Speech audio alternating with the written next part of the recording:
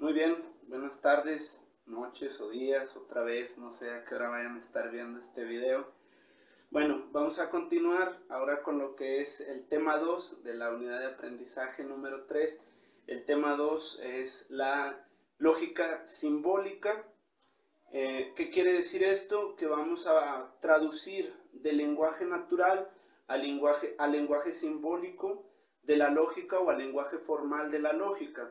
¿A qué me refiero con esto? Ya habíamos hablado en otras unidades acerca del lenguaje. Decimos, el ser humano tiene un lenguaje que le es propio o que le es natural. ¿Cuál es? El habla. El hombre por naturaleza está dotado de la capacidad de hablar, pero también construye otros lenguajes que llamamos metalenguajes. Esos metalenguajes, habíamos puesto ejemplos, el lenguaje de señas, la clave o código Morse. Bien, construimos entonces otros lenguajes. Dentro del lenguaje natural, el primer constructo social o humano del lenguaje, el primer metalenguaje, podemos decir, es la escritura, es el derivado próximo del lenguaje. Pero la lógica, al igual que las matemáticas, aquí viene lo hardcore, como ya lo había dicho, la lógica, al igual que las matemáticas, va a desarrollar su propio lenguaje, un lenguaje de símbolos, ¿sí? O sea, lo que nosotros transmitimos por medio del habla y que escribimos se puede sintetizar aún más por medio del lenguaje simbólico o el lenguaje formal de la lógica, ¿sí? Y vamos entonces a traducir de ese lenguaje que nos es propio o natural al lenguaje simbólico de la lógica. Ese va a ser el tema.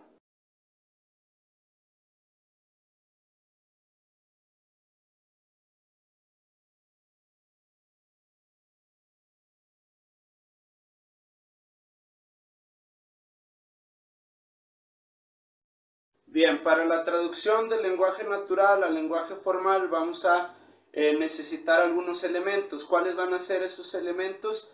Las variables, las constantes o conectivas lógicas y los corchetes, paréntesis o llaves que llamamos símbolos auxiliares. Ahorita vamos con el primero de esos elementos requeridos son las variables. Su nombre lo dice, pueden variar. ¿Sí? Podemos utilizar otras letras, pero en lógica lo más común es utilizar P, Q, R y S. Son las que utilizamos con una mayor frecuencia. La mayoría de los que aprendemos lógica aprendemos con estas variables. Entonces, cualquier proposición simple o atómica va a ser o puede ser simbolizada con una variable. Acuérdese, ya vimos proposiciones atómicas y moleculares. Las atómicas son las simples. ¿Cuál es la diferencia? Que no hay conectivas lógicas. Entonces, cualquier variable proposicional puede simbolizar una proposición simple. Vamos a suponer que decimos que hoy es sábado, proposición simple, la simbolizamos con P.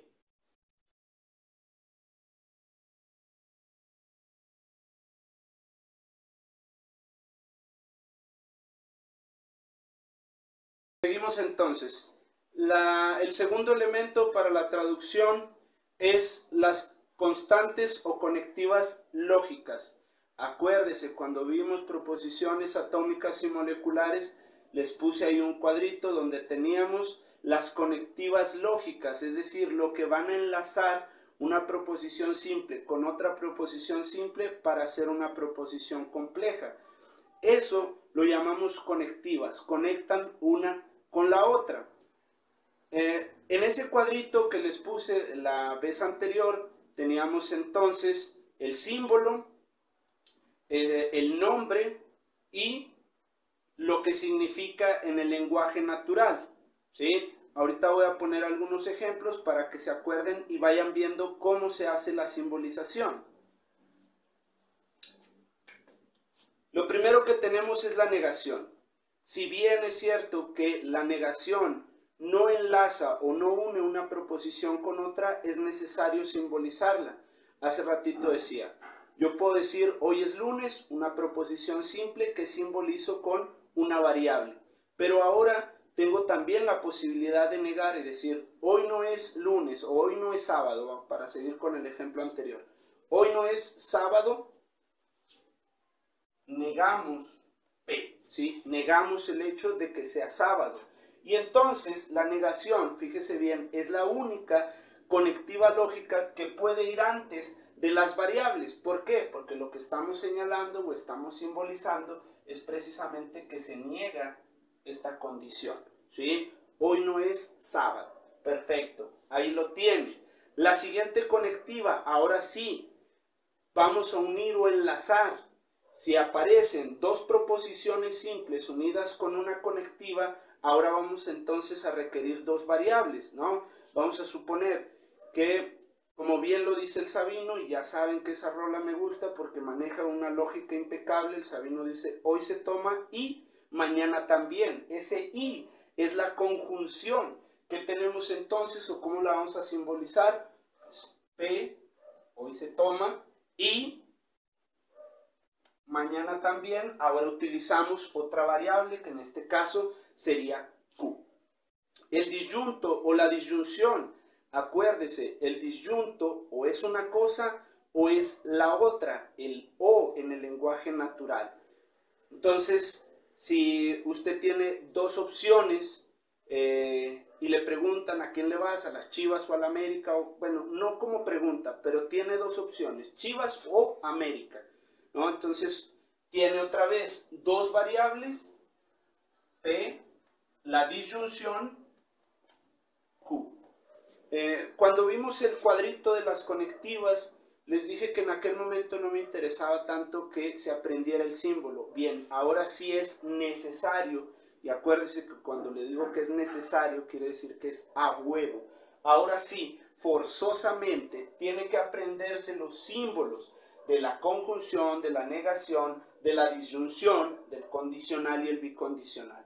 El condicional, dijimos, condición necesaria. El condicional siempre va a tener un antecedente y un consecuente.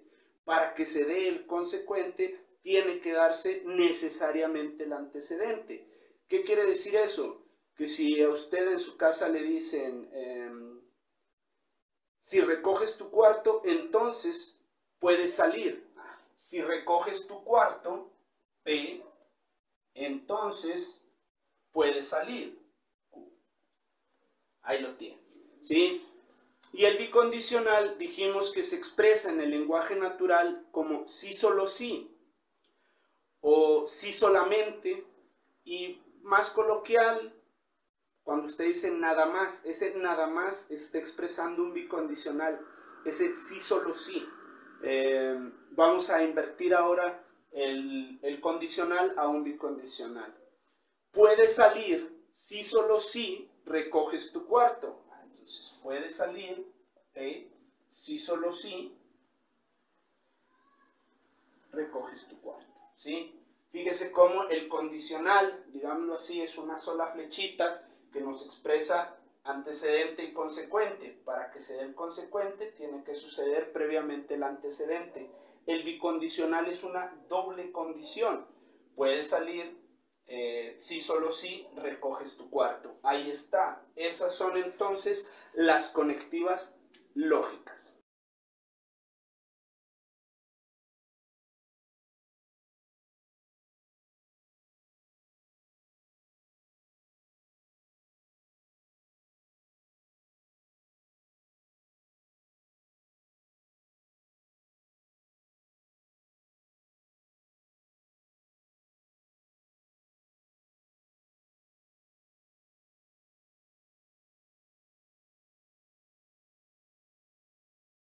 Ok, vamos a tener entonces el tercer elemento requerido para la traducción del lenguaje natural al lenguaje formal, y esos son los símbolos auxiliares, paréntesis, corchetes o llaves, dependiendo cómo los vayamos a utilizar. ¿Por qué?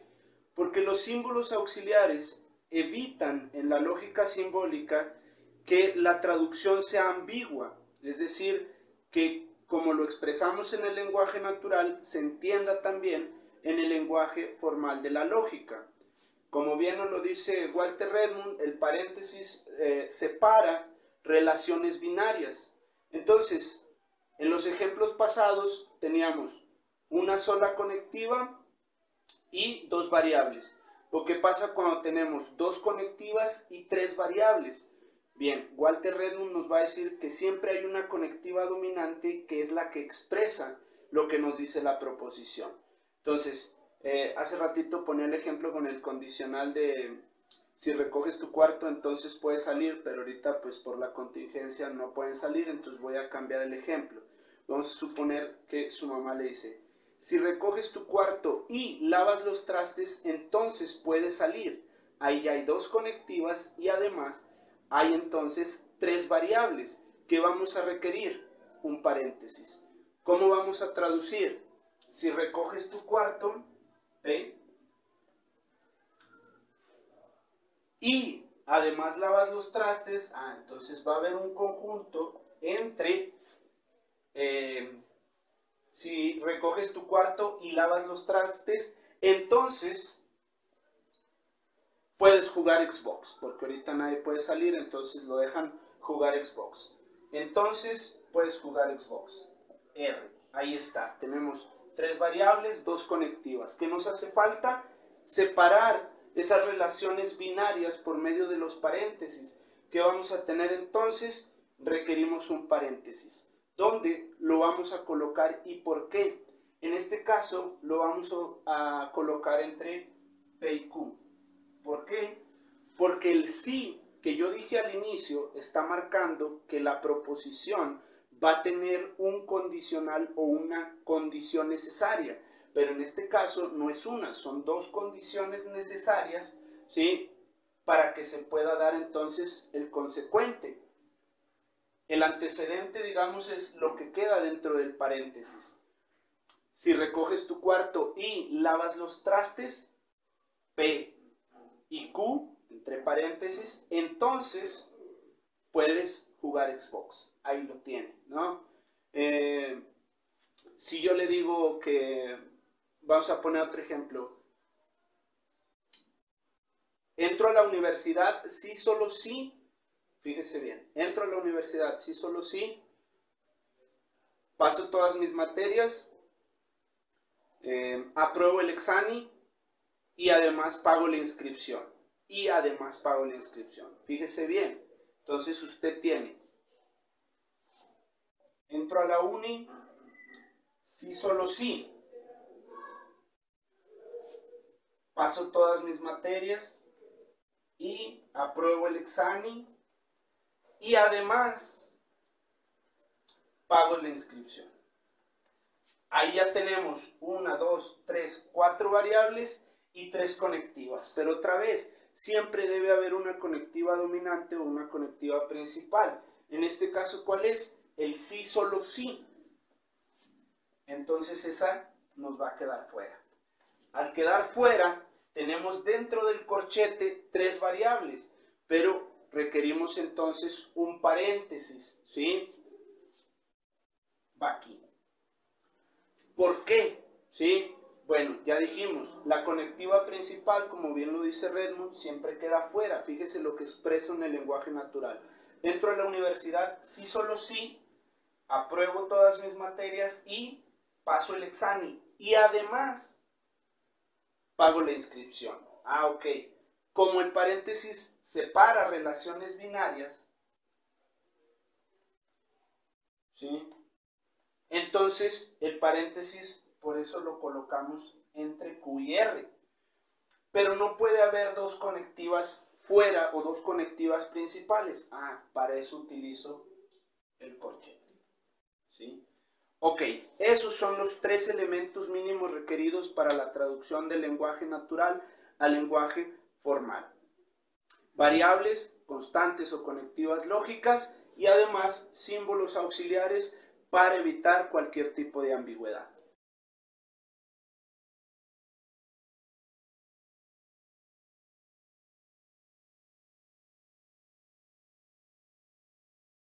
Ayer la vi desde hace mucho tiempo y